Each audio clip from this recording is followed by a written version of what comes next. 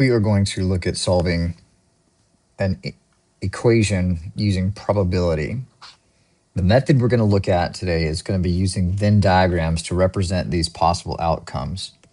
Now, the important part that we're going to look for here is that it tells us they want E and F to be independent.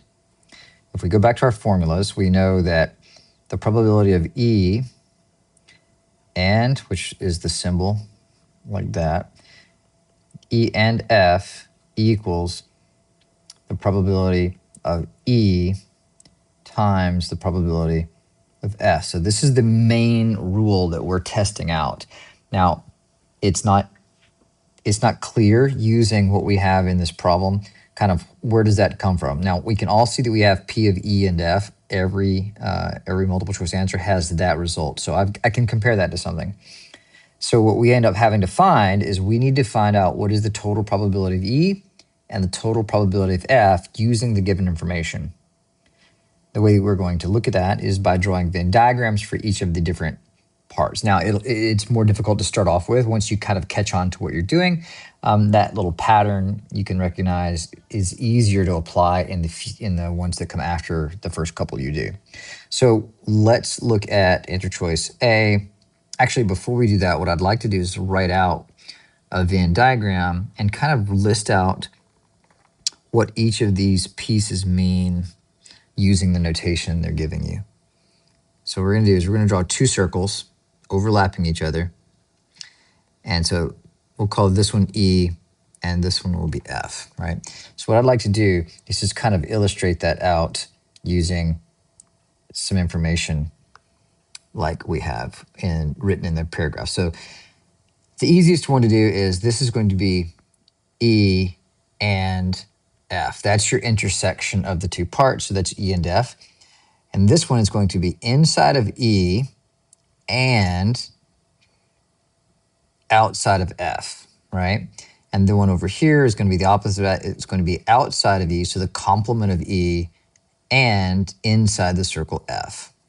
This one isn't really relevant for this question, but to do it outside of it, we're going to say it would be outside of E and outside of F, right?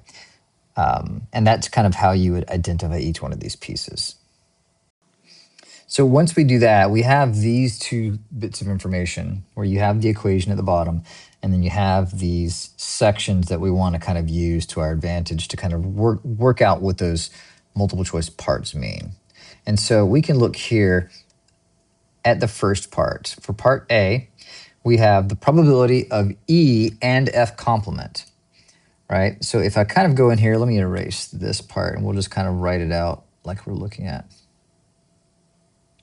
Now, this circle is kind of unique. Part A is going to start out by drawing two circles, but these circles will be different than the rest of the choices because we know that P of E and F is equal to 0. That means that no overlap, right? So when the probability of E and F is equal to 0, it means the intersection is empty, meaning that there is no overlapping of the circles. So here's E and here's F. Now, if in this particular question, what we'd like to do, and I'm going to shade and I'll erase some of this, but it'll get kind of awkward to look at. And so I'm going to write down, right? Let's see, write down A. So it says the probability of E union with F complement is equal to 0.1. So I want to just kind of write out how we think about looking at these things. So I'm going to shade different sections. So if it's inside of E, right? So it's E and F complement, right? So I'm going to shade all inside of E for the first part. So probability of E would be all of this, right? And then if I go to overlap with F, it says everything outside of F, right? So we're going to be going all the way around the outside of and all over the place, right? And so I really wish that would change colors, but it didn't. Basically, what you end up doing is you end up getting red and purple overlapping inside that circle of E, right? So really, E and F complement for this question is represented by just the circle of E, right? Where did I double shade? And so here, that would be 0.1. And if you do the other one, it's the probability of E complement and F. This is just the same thing, but this one is on the other circle. So this would be also 0.1. And then they tell us the probability of E and F, right? That would be the overlapping part, which there isn't one, is equal to 0. So the math we do to kind of go backwards, it's the probability of E. In this case, we see the whole circle of E is represented by 0.1 times the probability of F, which is also 0.1. That should be equal to whatever we have for the and part, right? So the question mark is that equal to 0? And it's clearly not equal to 0, right? So this is false. That means that answer choice A is not the correct answer, right? If we take the same approach with B, in this case, we'll write down B down here. B is the probability of E and F complement is equal to 0.1. And the probability of E and F is equal to 0.01. And the probability of E complement and F equals 0.1 again. So here, this is going to set the stage for doing all of the other questions or other answer choices, because they're going to follow in the same pattern, because now the circles are going to be overlapping. And so we can see this kind of play out right here. We can say, well, E and F complement. I'm going to kind of highlight again. If I were to show you E, so everything inside the circle E would be here, right?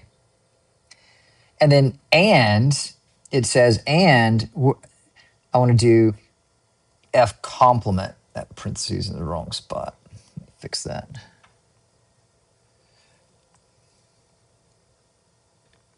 So F complement would be everything outside of F.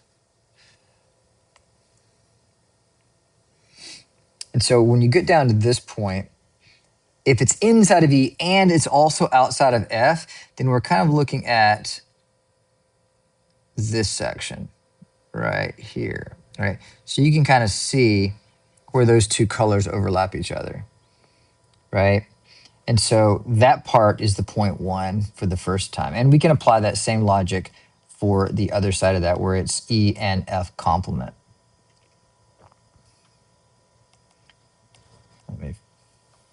Well, you'll see, we get the point.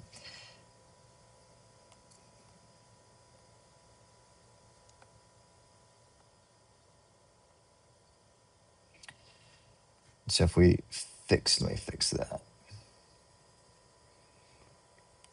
So we have our 0.1 there. And the inside part is 0.01. So you can see the math at the bottom.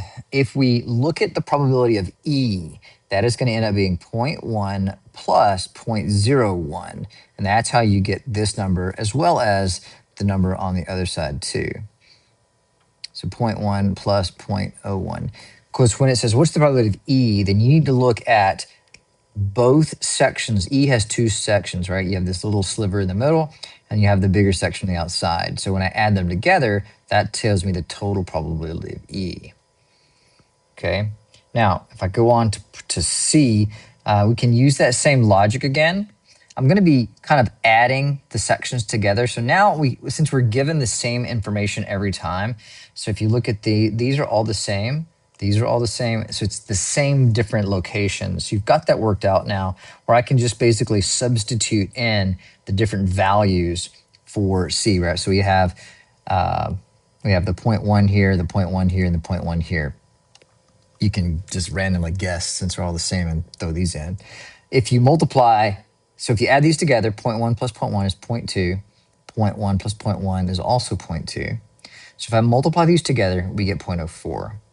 But the inside part, well, that's not 0.04, that's 0.1. So C again is not correct.